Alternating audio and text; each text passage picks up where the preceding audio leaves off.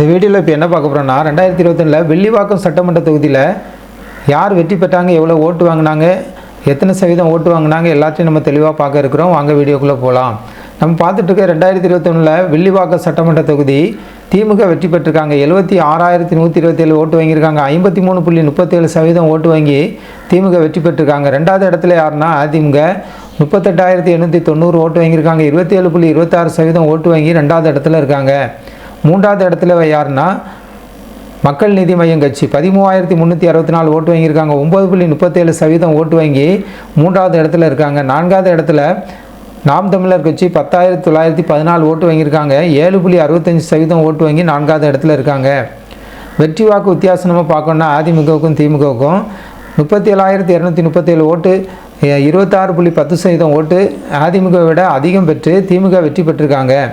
பதிவான வாக்குகள் 1,42,648 ஓட்டு பதிவாயிருக்கு. 55.88% ஓட்டு பதிவாயிருக்கிறத பார்க்குறோம். ஓட்டு போட தகுதியானவங்க அந்த நேரத்தில் 2,55,278 பேர் ஓட்டு போட தகுதியானவங்க. ஆனால் ஓட்டு போட்டவங்கன்னு பார்க்கணுன்னா 1,42,648 பேர் மட்டுமே ஓட்டு போட்டிருக்காங்க. நம்ம பார்த்த எல்லாமே 2021 வில்லிவாக்கம் சட்டமன்ற தொகுதியில் திமுக வெற்றி பெற்றிருக்கே பார்க்குறோம் இந்த வீடியோவில்.